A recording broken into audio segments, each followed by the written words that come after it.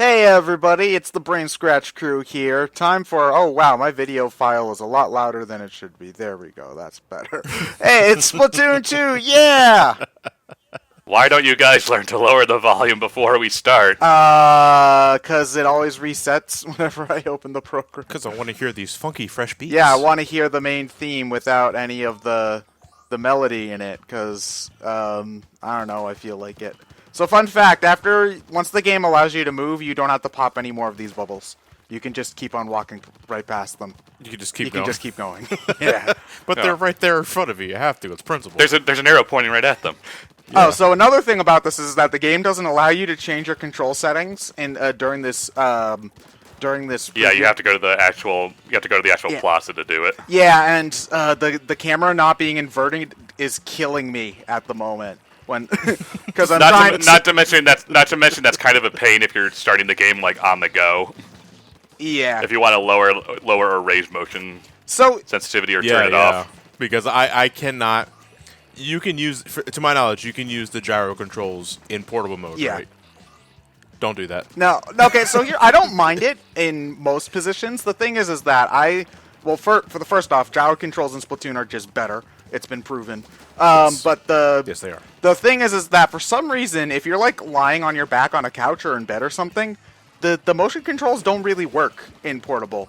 They'll you'll be looking at the sky, and no matter how many times you press that reset button, you won't get to a normal position, which sucks. So I've been playing this game about like 95% docked, which I mean isn't that big of a deal since that's how I played Splatoon 1 anyway. But it's just a shame that I love playing the Switch on the couch. It lied down, so I can't play it like that, and that's just a shame. So, not to mention for me, it's two things. One, you can't tilt the screen as much as you want because when you're in handheld mode, you're tilting the entire screen. Yeah, you're tilting. You can always take the Joy-Cons out, but that's its own. Yeah, but then you're not really playing it handheld, I guess. At that point, like I'd rather just finagle a situation where like I put a TV on a small table next to my couch. You're playing it as a portable device, not necessarily a handheld device. Yeah. I'd rather move the TV closer to the couch and then use the Pro Controller instead of Oh shit! Is this during the McDonald's fries versus Nuggets Splatfest? Actually, you're not going to be seeing any of whatever the not me versed Plaza's argument of the week is this time because I had to make a new file for this, and I didn't bother connecting that file to the internet. So, yeah, they're just gonna... I don't think people are saying anything at this point. Also, no, our waifu's missing. Well, no, half of the loser side waifus was missing. No, Callie... Okay, the producer of Splatoon was on Team Callie. This was... Well, good for him, he still lost. Good for him, the producer's wrong. Also, everybody here is Team Marino, right? Yes? Yeah, essentially, yeah. I just find her design more captivating than Pearl. I mean, don't get me wrong. I like Pearl's design. The only thing I think Pearl's it's the gremlin eyes. Yeah. No, to me, it's her forehead. Her forehead bothers me because it looks like she's missing a bang. Like if she had a bang in front of her, like the head, like a squid, like a tentacle, then I think it'd be just fine. But right now, it's just exposing it. I don't know. Just doesn't look pleasant to me. Yeah, she's I don't know. She's like a little gremlin and. I mean, everybody's beautiful on the inside, except her. Yeah, no, she's just as ugly on the inside. Yeah. So anyway, we're changing. This is story mode playthrough. Yeah, story mode playthrough. I'm sure we've already done a Splatfest live stream. We did a launch day live stream. We need to do more. We need to do more. Salmon Run. Salmon Run. Yes, Salmon Run's like the best mode in the game. More Salmon Run. I think we should next time. Actually, last into the Splatfest because I missed the last two. I've just been busy with other things. Team Invisibility lost, which is a From what I hear, at least that one was fair. It was 50. It was 51 popularity, Invisibility to 49. So it was basically just a matter that Invisibility lost more games. So you would actually see the two teams actually opposing each other in match. And I don't know what you're talking about. On Team Mayo, I only fought Team Ketchup. I never fought Team Mayo. Because you were like only 1 in 5 of you. So anyway, hi Marie. Hi, Marie. So, fun fact, this Japanese-y sounding song is actually a remix of the solo song she got from the end of Splatoon 1 that they had as an update. Which is cool, I guess, but Callie's song is just better. So, whatever. Too bad your site's still lost. Yeah, so also, the March of Time is harsh in that nobody remembers who the Squid Sisters are anymore. And it's been like 2 years. It's only been a couple of years. Yeah. Entertainment show business. Yeah, but hey, we've been around. These kids and these short attention spans. Yeah, it's like nobody even knows who BrainScratchComm is anymore. Who the fuck's a brain scratch? The fuck's an FTCR? Who? Oh, I love that shit. Isn't that the one with Garrett? Garrett Springs, yeah. Yeah. Garrett Spring Zones.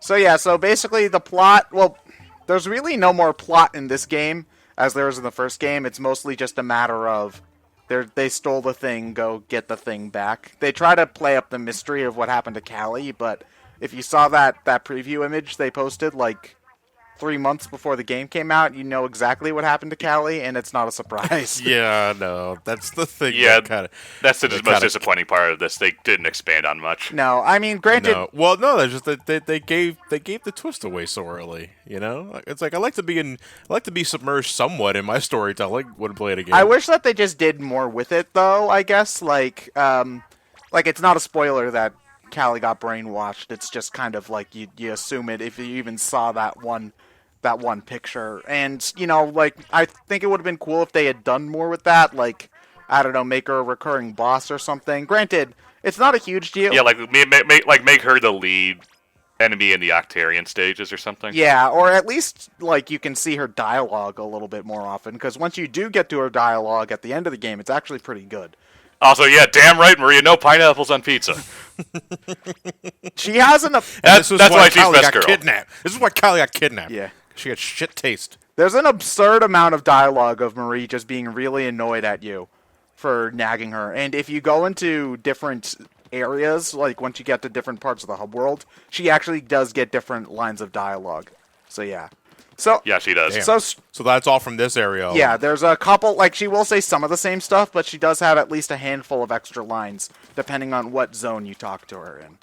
But anyway, so in terms of structure, the game is structured pretty similarly to the original. You've still got these hub worlds.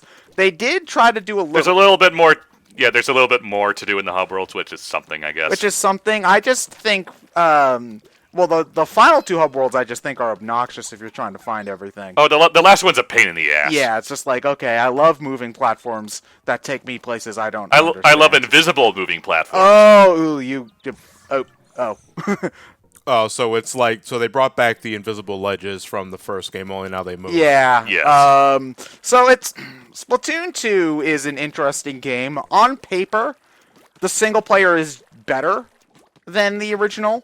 In practice, I think that it's more hit and miss. So, and we'll be getting to that more so once we get to the later stages. Starting off, it's actually, I think, pretty similar. Although I think your gun is not as good at its base level as in the first game. No, it's not, and I think while it was good to expand into using more weapons in single player, some of the weapons are clearly just not good for it.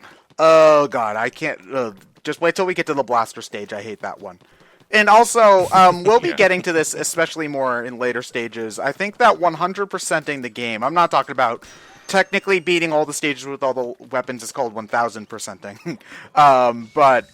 just trying to get like all of the Sardinium, which is the new collectible which you use to power up your weapons, and the Sunken Scrolls which come back. Trying to get all of it is a much bigger pain, and I feel like it actually is detrimental to this game's level design. And it wasn't something I noticed at first, because when I was first playing the game, I noticed that, hey, the collectibles are a lot harder to find in this game than in the original. But at first I was okay with that, because like, oh cool, this promotes exploration and shit, which we like or something.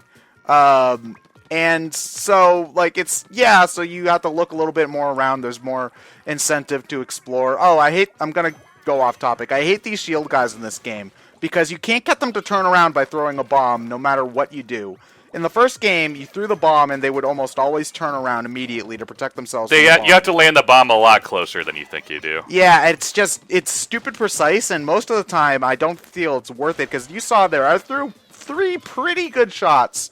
Shots that all would have gotten the guy to turn around in the original game, and none of them made him turn around. So most of the time, if I can't flake them outright, I mostly just shoot until the shield goes away, because I don't want to deal with trying. Well, to you can kill also bombs. So splat. You can it's also just more splat attrition your way through the enemy. You can also splat the ground around them so they'll sink in and can't move. So then you can just walk around them. Yeah, this is an area where the different weapons do help, though. Like, once you get the slosher, you can use the slosher and throw the ink over the shield, and that will kill them instantly. And that's good. And like I hate playing the blaster, but you can blast around the shield, which will also help. Yeah. But I'm not using the blaster unless if it's the one stage that it's good. It's good for. Then I'm getting rid of that thing immediately because I hate it. But yeah, I think I have not at this point yet beaten all the stages with all the weapons. It is something I want to do eventually, but it does get pretty repetitive because it does essentially make 1000% run at GDQ. Yeah, it's 9 full playthroughs if you want to beat all the stages. Well, just to get all the. Well, you're doing that for what is the hero weapons? yeah. So Yes, if the hero you weapons. beat all the stages with one variant of a weapon, let's say the standard shot, you unlock the hero replica, which is basically the same as the standard variation of that weapon in multiplayer, but it's bragging rights essentially. I mean, I suppose you could also get a freshness bonus with that in Turf War as well for some easy experience points, but the level cap's at 50 in this game, and you level up a lot faster. So I'm actually expecting them to up the level cap whenever we get a major update, which I'm sure is going to happen eventually. But at this point, oh yeah, you can also unlock like meal tickets by beating a stage with every possible weapon.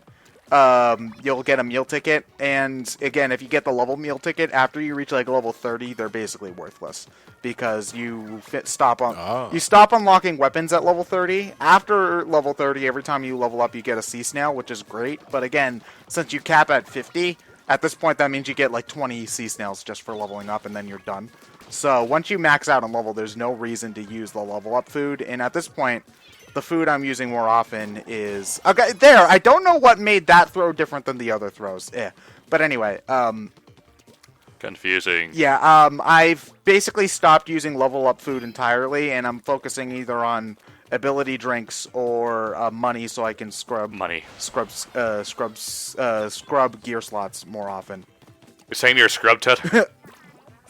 Well, I just missed a very easy squid ring, so yes, I am kind of scrubbing it up. Look like you went right through. I thought I did. One thing I do like, though, in this game is that while the plot is pretty simple, the dialogue is still fantastic. Like, there's a lot of... Because, well, Maria's great. Marie is great. I do feel like there's something missing. There goes your compulsive secret finding again. Yeah, we'll get to that that line again. But she kink shames you for looking around when the game like hides stuff in stupid, obscure areas. So I don't know. Like she's just mean. I do feel like they're. That's like kink shame. Yeah, she kink shames you. So the one thing about it though that I miss is that a character like Marie does kind of need another character to work off of, and so you really do miss Callie because of that. Eventually, you do get Sheldon, who kind of fills that role a little bit, but he's a different kind of character. He's just kind of like your typical dork kind of guy, so it's not really the same.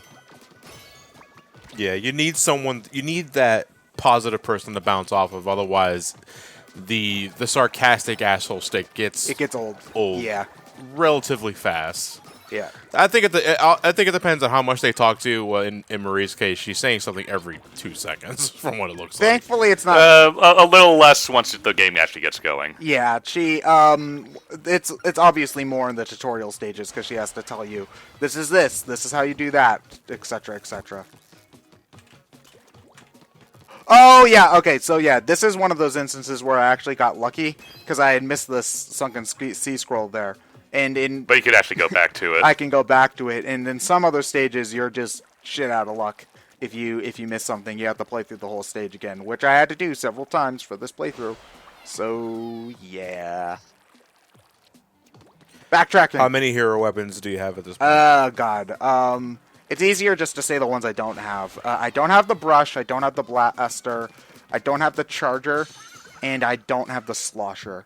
So at this point, I'm actually, it's the brush and the blaster that I'm looking forward to the least in terms of getting those hero weapons because the brush actually won't be that bad. I don't really like playing the brush, but I don't think it'll be that bad. I just have bad connotations with the brush because I think the brush level has the most obnoxious hidden secret in the game. But we'll get to that when we get to that. Oh, okay.